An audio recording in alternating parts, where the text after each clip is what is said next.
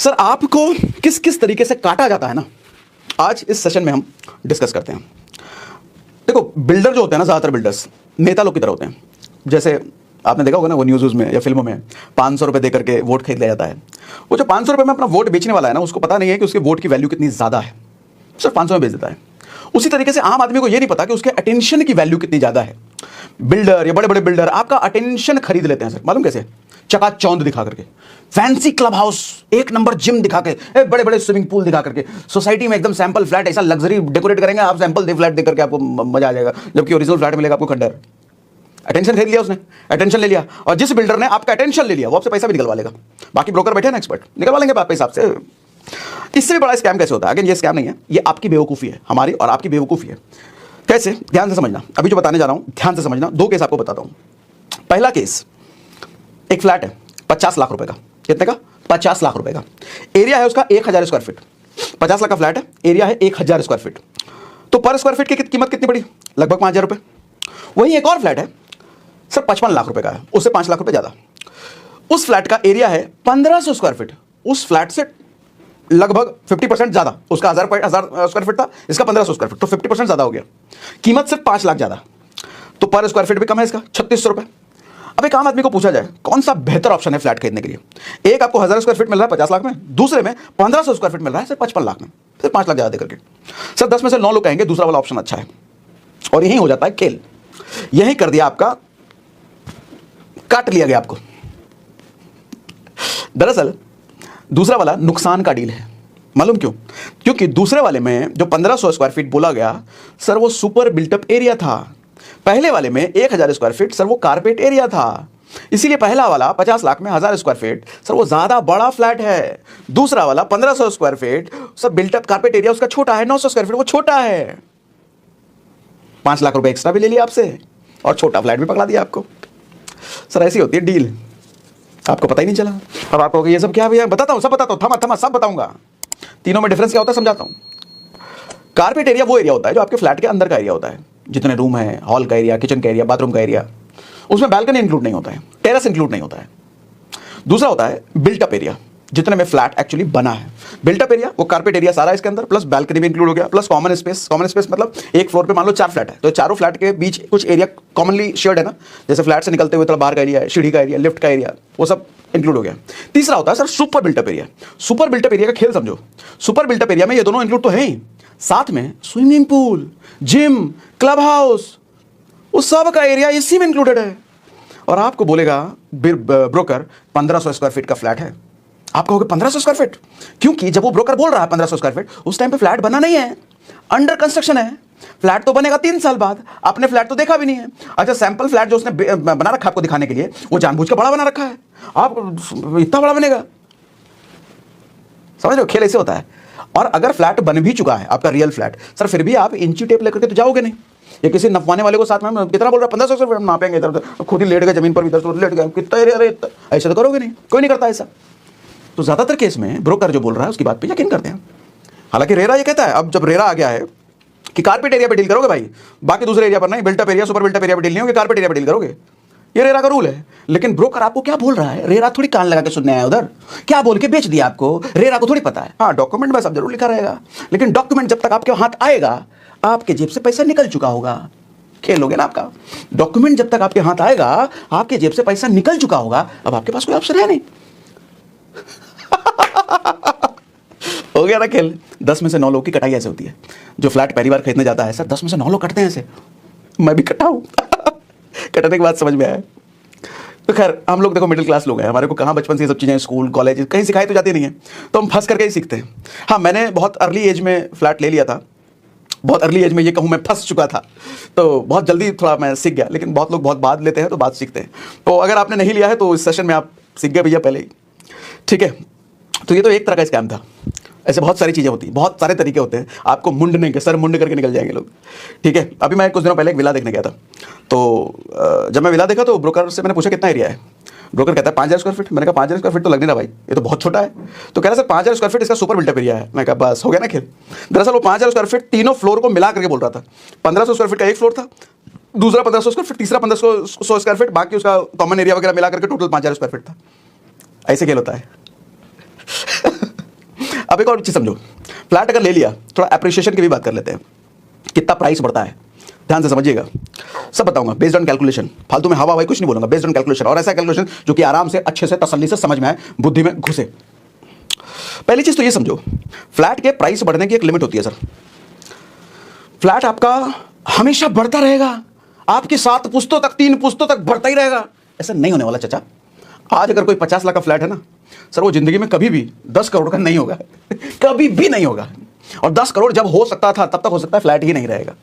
Flat है ना sir, जिस बिल्डिंग आज के टाइम में 20-20 फ्लोर की बिल्डिंग बन रही है सर, क्या पता कभी भूकंप आए, दरार पड़ गया, कुछ हिल हाल गया, कुछ मेजर कुछ काम कराने की जरूरत पड़ गई, आप रहते हो 1900 फ्लोर पे और नीचे के 4 फ्लोर वाला कहीं बाहर भाग चुका है, छोड़ चुका है, विदेश शिफ्ट हो चुका है, वो 4 फ्लोर वाला काम कराएगा नहीं।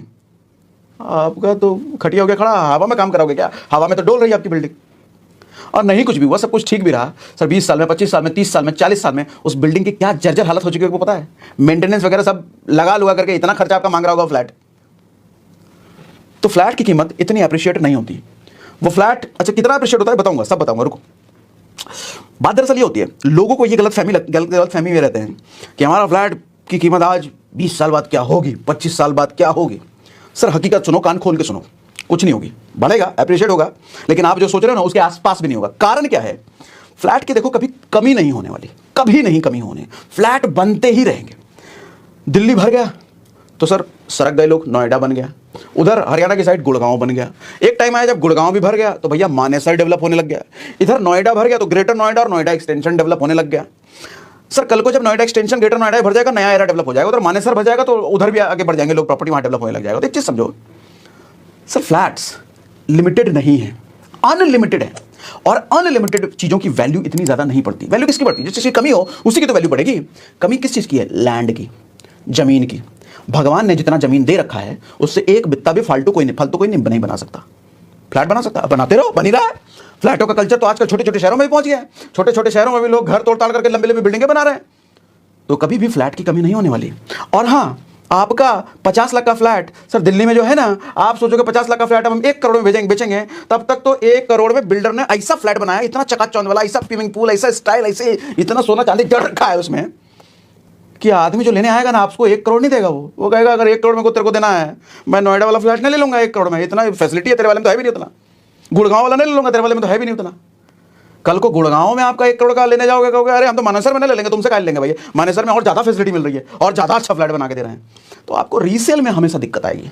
फ्लैट जब भी बेचने जाओगे दिक्कत आएगी बहुत। अच्छा, बहुत सारे बिल्डर होते हैं, ब्रोकर, अरे 1 साल बाद बेच देना, हम ही बिकवा देंगे आपका, हम बैठे ना, हम बिकवा, कोई नहीं बैठा है, निकल लेगा वो दूसरी जगह बेचने के लिए। डायलॉग होता है बोलने के लिए, अरे हम बैठे ना, आप नहीं बेचोगे फिर भी आप बीच में बिकवा देंगे, इतना बढ़ चुका होगा, हम बोल रहे हैं ना, हम बैठे ना। ब्रोकरेज हो तो बतौलेबाजी करवा लो, कोई लिखित डॉक्यूमेंट तो है नहीं, लिख के दो उसको, बोलो लिख के दो स्टैम्प पेपर के तुम बैठे हो, यहीं बैठे रहोगे 2 साल तक 5 साल तक यहीं बैठे हो, लिख के दो। तो क्या ऐसे थोड़ी होता है? अब ऐसे होता है तो बोल रहे हो हम बैठे तो लिख के दो ना हमको, तुम बैठे हो यहाँ पे, निकल लेगा। नहीं बैठा है कोई, जो डॉक्यूमेंट पे है वही है, बुद्धि लगाओ। अब इस मुद्दे पर आओ कि फ्लैट लेना भी चाहिए कि नहीं लेना चाहिए, कैलकुलेशन के बेस पे समझाता हूँ। सर मान लो आज आप जो फ्लैट ले रहे हो, बड़ा पसंद आ गया फ्लैट, क्या जबरदस्त फ्लैट है, 50 लाख का फ्लैट है। 50 लाख के फ्लैट के लिए 42 लाख 43 लाख रुपए आप लोन लोगे ना, 40,000 की EMI आएगी ना, 10 लाख के आसपास उसका डाउन पेमेंट करोगे ना। मैं कहता हूँ चलो ठीक है, इसका भी कैलकुलेशन बता देता हूँ। 50 लाख का जो फ्लैट आपने लिया है सर, 20 साल के लिए आपका लोन चलेगा। 20 साल का आपका जो लोन होगा 20 साल में। अच्छा एक और बात, 50 लाख का फ्लैट आपको क्या लगता है 10 साल में कितनी अप्रिशिएट हो जाएगी उसकी वैल्यू? बताइए कितनी हो जाएगी 10 साल में? सर अगर best of the best case देखा जाए ना तो 10 साल में हो सकता है वो डबल हो जाए, 1 करोड़ का प्रॉपर्टी हो जाए, 1 करोड़ का फ्लैट हो जाए।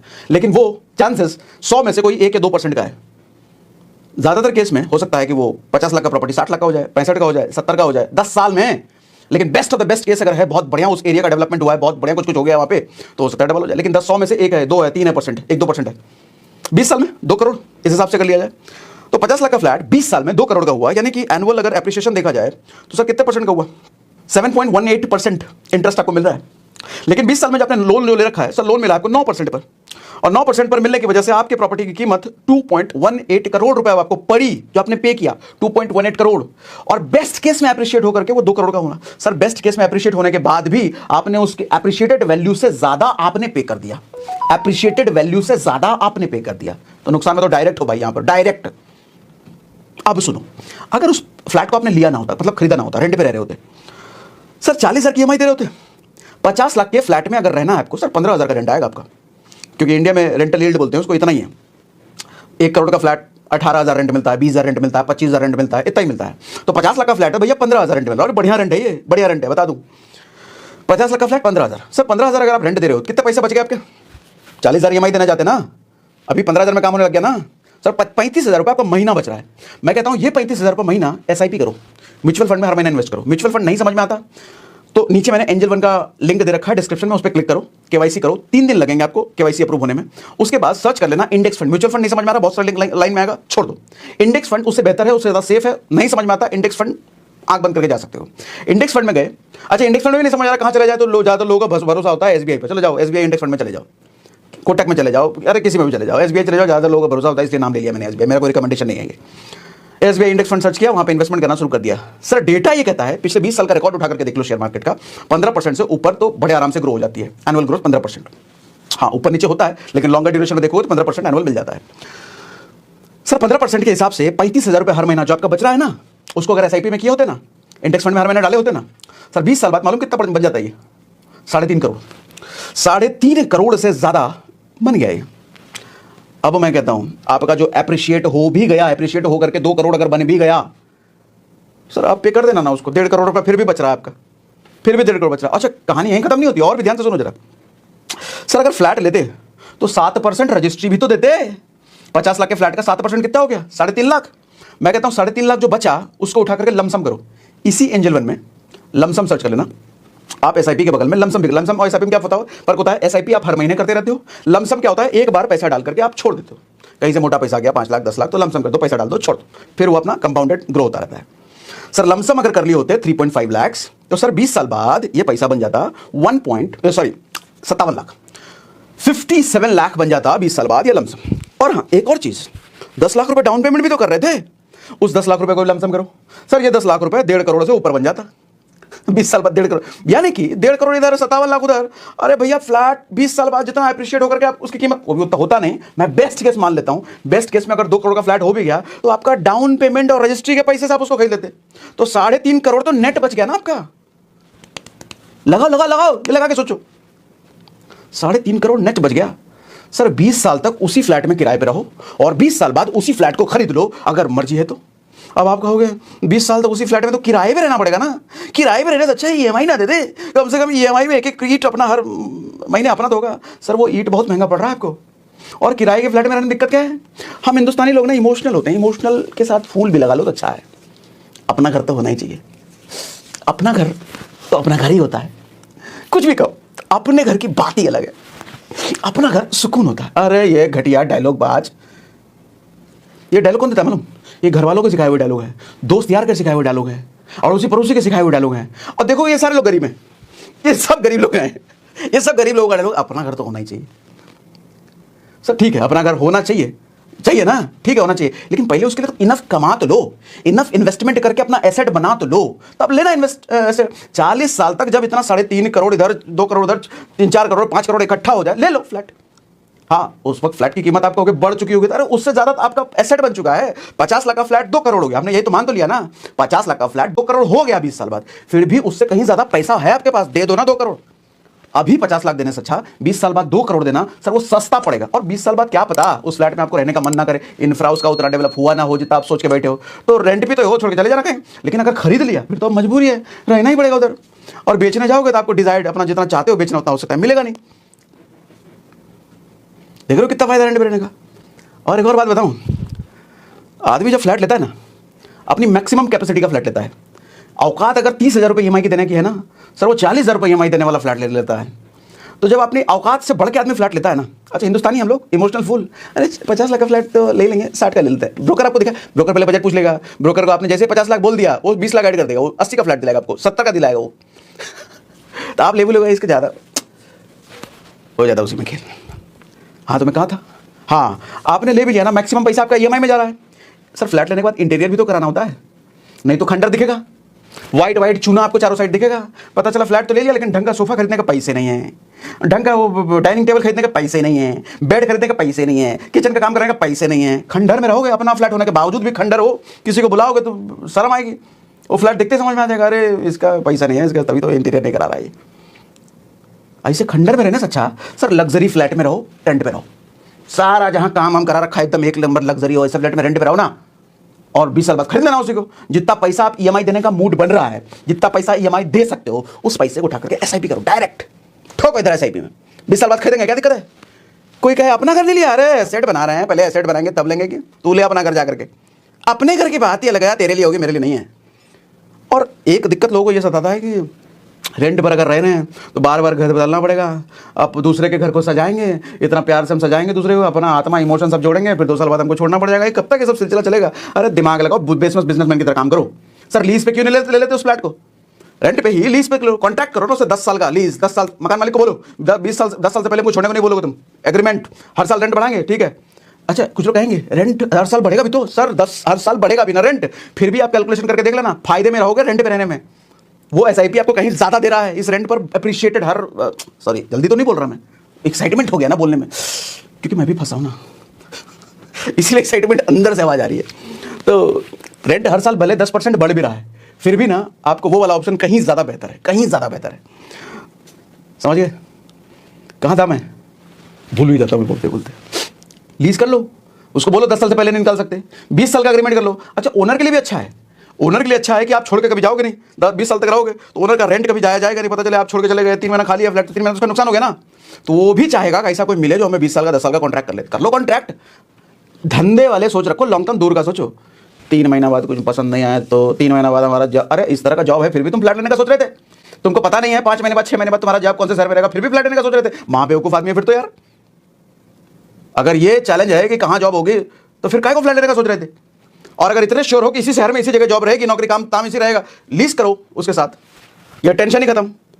कराओ इंटीरियर जम करके, बढ़िया इंटीरियर कराओ, क्योंकि 20 साल तक 10 साल तक आपको उसी फ्लैट में रहना है। मकान मालिक तो कराएगा नहीं, वो क्या कराते, आप कराओ इंटीरियर, 5-6 लाख 10 लाख 15 लाख लगाओ, है पैसे तो नहीं, पैसा जितना है उतना लगाओ, 5 लाख का इंटीरियर करा लो, 2 लाख का करा लो, 3 लाख का करा लो, क्योंकि 10 साल उसी फ्लैट में तो रहना है, रहो एक लग्जरी बना करके उसको।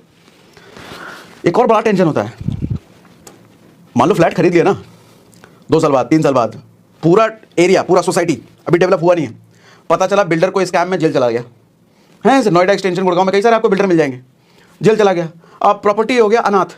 हाँ कुछ उसमें फ्लैट बन चुके हैं, बिल्डर लोग उसमें रहने लग गए, लेकिन ज़्यादातर बिल्डिंग बनी ही नहीं है, सोसाइटी का लावारिस हो चुका है भैया। सर नोएडा एक्सटेंशन में ऐसी सोसाइटी है, लोगों ने फ्लैट ले रखे हैं, 20 फ्लोर पे घर है, बिल्डर जेल जा चुका है, बिल्डर ने इलेक्ट्रिसिटी बिल भरा नहीं, इसलिए पूरी सोसाइटी का लाइट काट दिया है। अच्छा बिल इतना ज्यादा है कि सारे सोसाइटी वाले मिला करके भी उतना पैसा भरेंगे नहीं।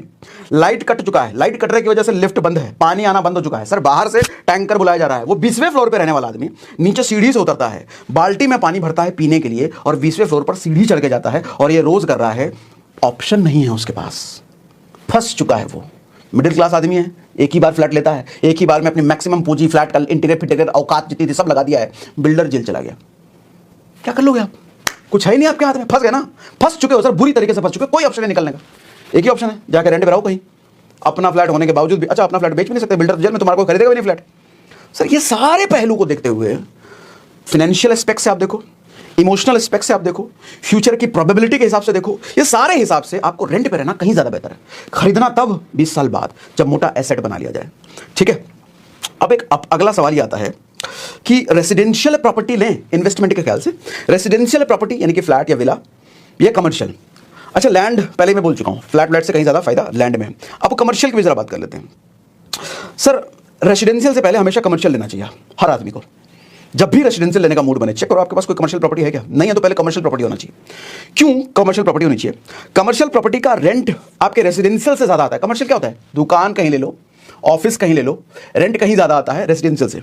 1 करोड़ का फ्लैट अगर है ना सर, रेंट आएगा 20,000 रुपए, 22,000 रुपए, 18,000 रुपए या 25,000 रुपए। सर 1 करोड़ का दुकान लिया है ना, रेंट आएगा 40,000 रुपए, 50,000 रुपए, ज्यादा भी आ सकता है लोकेशन अगर अच्छी है तो। ऑफिस भी ले लिया ना तो भी आएगा इतने, इसके आसपास ही।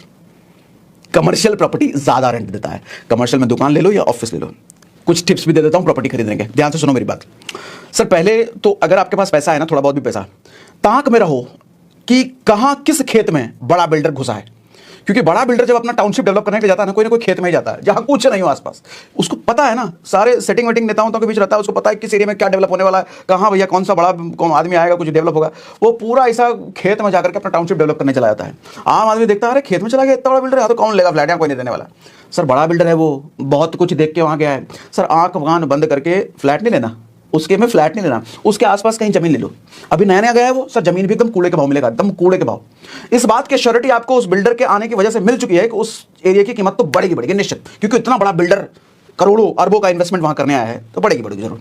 वहाँ पर जो जमीन लिया ना 3 साल में जब तक उसका प्रोजेक्ट कंप्लीट होगा, 5 साल में जब तक उसका प्रोजेक्ट कंप्लीट होगा, सर आपका जो लैंड लिया ना, चाहे 50 गज हो, 100 गज हो, सर 3 साल में 5 साल में आपको डबल क्या ट्रिपल हो सकता है, या 4 गुना हो सकता है, आपको पैसा देकर के चले जाए। सर 3 गुना कीमत 3 साल में 5 साल में, दुनिया में कौन सा इन्वेस्टमेंट आपको करके दे रहा है, जरा बताओ तो। प्रॉपर्टी करके दे रहा है, लेकिन वो प्रॉपर्टी समझदारी से उस जगह पर होना चाहिए, लोकेशन का खेल है सारा। और दूसरा एक और टिप आपको देता हूं, कौन सी प्रॉपर्टी, अर्जेंट डील वाली प्रॉपर्टी। दुनिया में कई सारे ऐसे लोग होते हैं जो फ्लैट लेकर के, लैंड लेकर के, उनको पैसे की जरूरत है। अब 50 लाख की प्रॉपर्टी वो 30 लाख में बेचने को तैयार है, उनको तुरंत उनको पैसा चाहिए। 20 लाख का जमीन वो 15 लाख में बेचने को तैयार है, तुरंत उनको पैसा चाहिए। ताक में रहो, ऐसा कहाँ मिल रहा है। और ऐसी वाली प्रॉपर्टी लो, सर बड़ा मुनाफा होता है, बड़ा प्रॉफिट कमाया जाता है। ठीक है, अब लास्ट में एक बार मैं समराइज कर देता हूं अपने अंदाज में फिर से। सर 20 से 30 साल की उम्र में पागलों की तरह काम करो, भयंकर काम करो। होम लोन लेने का ये उम्र नहीं है, बिल्कुल भी होम लोन लेने का उम्र नहीं है। 20 से 30 साल का उम्र, 20 से 30 साल का उम्र है, पागलों की तरह काम करो। SIP जरूर करो, म्यूचुअल फंड में, इंडेक्स फंड में जरूर इन्वेस्ट करो, इधर तो जरूर करो, क्योंकि 30 साल बाद 40 साल बाद ये बड़ा एसेट आपको यही बना के देगा। इसी एसेट से घर खरीदना मन होगा तो तब तक रेंट पे रहो, एकदम मजे से रहो। ठीक है, प्रॉपर्टी लेना है, लैंड लो, पैसा अगर है लैंड लो, फ्लैट नहीं, बिल्कुल नहीं। फ्लैट का लग्जरी एंजॉय करना है, रेंट पे रहो उसी में। जिस फ्लैट में आपको लगता है कि ये बड़ा लग्जरी फ्लैट है, उसमें रेंट पे रहो, खरीदने का नहीं, दूसरों के लिए छोड़ दो, दूसरे लोग खरीदने दो, आप लैंड खरीदो। EMI पे जाना है, कमर्शियल में जाओ, फ्लैट में नहीं, कमर्शियल में। EMI देना भी अगर चाहते हो, कमर्शियल में जाओ, रेंट पे रहो, आलीशान फ्लैट में रहो। फ्लैट खरीदने का मन हो 40 के बाद खरीदना भैया, 40 से पहले मत खरीदो। उम्र आपकी जब 40 बाद हो जाए तब खरीदना, आलीशान फ्लैट लेना। फ्लैट की कीमत बढ़ रही है, बढ़ने दो ना, तब तक आपका एसेट वैल्यू बहुत बड़ा हो जाएगा। नहीं खलेगा आपको, अभी खलेगा, अभी बहुत खलेगा। ठीक है, तो देखा अपने दोस्तों कैसे सागर सिन्हा सर हमें खुद के किए हुए अनुभवों से समझाते हैं कि कैसे हम घर खरीदने की हड़बड़ाहट के मोह में ना फंसकर अगर उस घर पर किए हुए खर्च पैसों को एक सही जगह पर इन्वेस्ट कर दें तो वही घर को आने वाले समय में हम इंस्टॉलमेंट में ना लेकर एकदम नगद रुपयों में खरीद सकते हैं। लेकिन हम 20-25 साल की EMI पर घर लेकर बहुत बड़ी गलती कर देते हैं और इतना उस घर की 20 साल बाद कीमत नहीं बढ़ती जितना हम उसका पैसा पे कर देते हैं। तो हमें हमेशा सोच समझकर पहले इन्वेस्टमेंट करनी चाहिए और बाद में घर लेना चाहिए। तो दोस्तों, सागर सिन्हा सर खुद के किए हुए एक्सपीरियंस से सीख लेने वाले लेसन अगर आपको पसंद आते हैं और आप भी सागर सिन्हा सर के फैन हैं तो वीडियो को लाइक करना और चैनल को सब्सक्राइब करना ना भूलें।